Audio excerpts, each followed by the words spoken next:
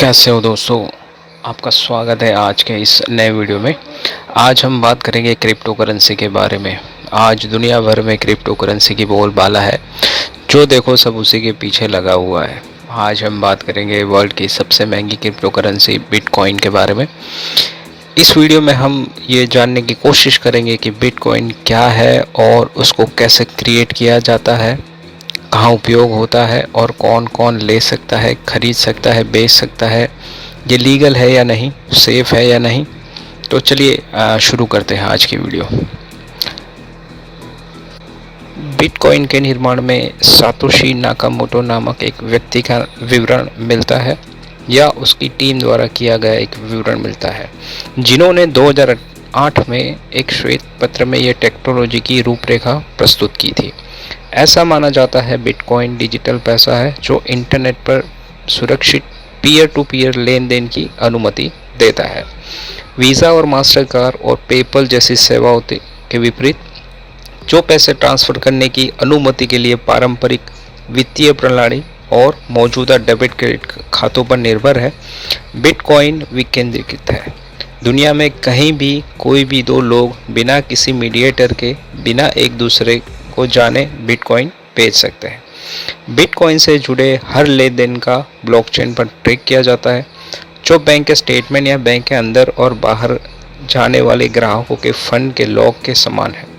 सरल शब्दों में, यह बिटकॉइन का उपयोग करके किए गए प्रत्येक लेन देन का रिकॉर्ड है। मतलब यहाँ आपको बिटकॉइन का रिकॉर्ड मिल सकता है। बैंक के अकाउंट स्टेटमेंट के विपरीत, बिटकॉइन ब्लॉकचेन पूरे नेटवर्क में वितरित किया जाता है। किसी भी कंपनी, देश या तीसरे पक्ष का इस पर नियंत्रण नहीं है और कोई भी उस नेटवर्क का हिस्सा बन सकता है। तो बात करते हैं बिटकॉइन के, तो केवल 21 मिलियन बिटकॉइन ही होंगे, इससे न ज़्यादा न कम। ये एक डिजिटल पैसा है जिसे किसी भी तरह से बढ़ाया या हेरफेर नहीं किया जा सकता है। अगर आप पूरा बिटकॉइन नहीं खरीदना चाहते तो उसके कुछ अंश भी यानी कुछ पार्ट्स भी खरीद सकते हैं। अब जानते हैं बिटकॉइन की मूल बातें। बिटकॉइन के निर्माण के बाद हज़ारों नई क्रिप्टो करेंसी लॉन्च हुई है, जिनका बाजार, रजिस्ट्रेशन और ट्रेडिंग वॉल्यूम के हिसाब से बिटकॉइन सबसे बड़ा बना हुआ है। आपके लक्ष्यों के आधार पर बिटकॉइन इस प्रकार कार्य कर सकता है, यानी आपके लिए ये कैसे प्रॉफिटेबल है।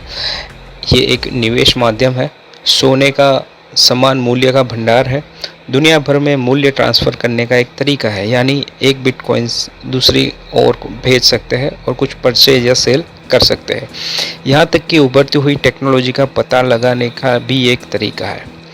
बिटकॉइन इंटरनेट की मूल मुद्रा है, डॉलर या यूरो जैसी सरकार द्वारा जारी मुद्राओं से बिल्कुल अलग। बिटकॉइन किसी भी बैंक या भुगतान प्रोसेसर जैसे थर्ड पार्टी के बिना ऑनलाइन ट्रांसफ़र की अनुमति देता है। उन थर्ड पार्टी को हटाने से नई संभावनाओं की एक पूरी श्रृंखला पैदा होती है, जिसमें वैश्विक इंटरनेट पर धन को अधिक तेज़ी से और सस्ते में ट्रांसफ़र करने की क्षमता और व्यक्तियों को अपनी संपत्ति पर अधिकतम नियंत्रण रखने की अनुमति देना शामिल है।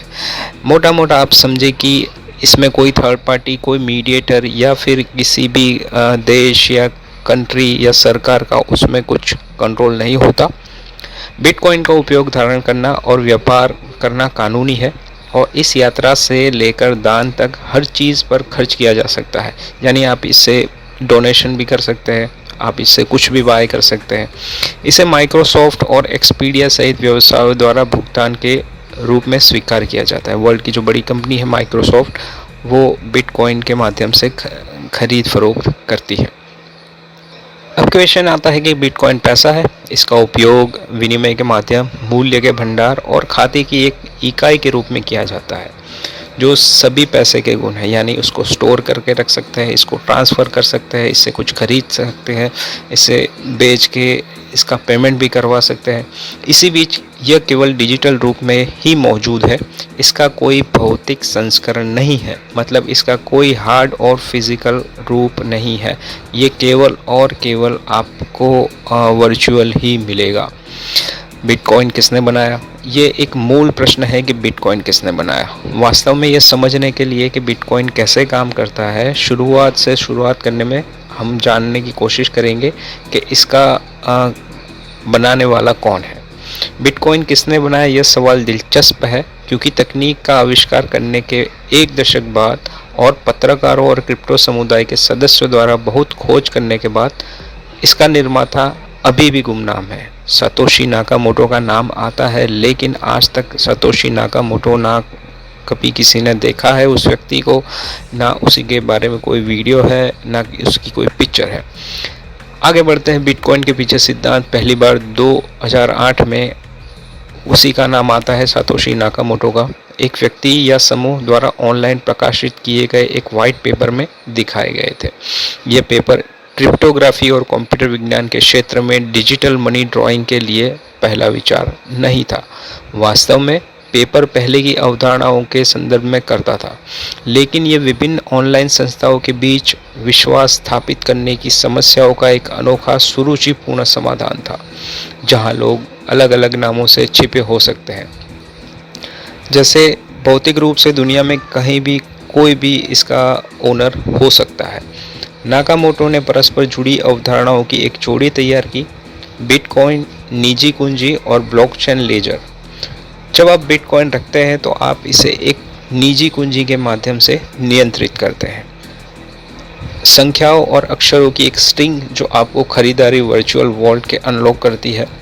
प्रत्येक निजी कुंजी को ब्लॉकचेन नामक वर्चुअल लेजर पर ट्रैक किया जाता है। मतलब एक सीधी बात है कि जो भी बिटकॉइन का ट्रांसफ़र होता है, खरीद होती है, सेल होता है, बाय होता है, जो भी इसका ट्रांजैक्शन होते हैं, वो एक ब्लॉकचेन नामक वर्चुअल लेजर है, उसमें उसे ट्रैक किया जा सकता है। जब बिटकॉइन पहली बार सामने आया तो इसने कंप्यूटर विज्ञान में एक बड़ी प्रगति को चिन्हित किया था, क्योंकि इसने इंटरनेट पर वाणिज्य की एक बुनियादी समस्या को हल कर दिया था। अब बीच में एक विश्वसनीय मध्यस्थ बैंक के बिना दो लोगों के बीच मूल्य को कैसे स्थानांतरित करेंगे। मतलब आप बीच में एक बैंक के माध्यम के बिना पैसे को इधर से उधर कैसे ट्रांसफ़र कर सकते हैं। उस समस्या को हल करने के लिए बिटकॉइन के आविष्कार का व्यापक प्रभाव है।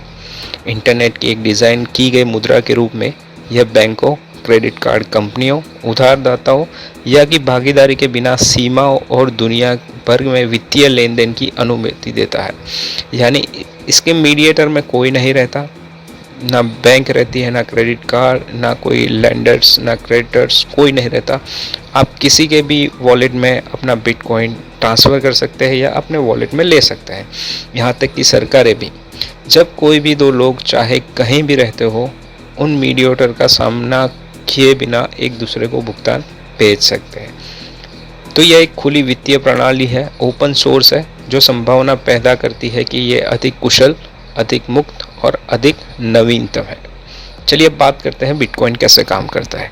वीज़ा जैसे क्रेडिट कार्ड नेटवर्क और पेपल जैसे भुगतान प्रोसेसर के विपरीत बिटकॉइन का स्वामित्व किसी भी कंपनी के पास नहीं है। यानी ये कोई कंपनी नहीं है, ये ब्लॉकचेन पर आधारित काम करता है। बिटकॉइन दुनिया का पहला पूरी तरह से ओपन पेमेंट नेटवर्क है, जिसमें इंटरनेट कनेक्शन वाला कोई भी व्यक्ति भाग ले सकता है। तो आप लोगों से निवेदन है कि मेरी इस नॉलेज से भरी वीडियो को लाइक करें, शेयर करें, सब्सक्राइब करें। हम आगे की वीडियो देखेंगे, ब्लॉकचेन के ऊपर बनाने की कोशिश करेंगे। आप भी हमें सजेस्ट कर सकते हैं कि हम किस पर वीडियो बनाएं। थैंक यू, धन्यवाद।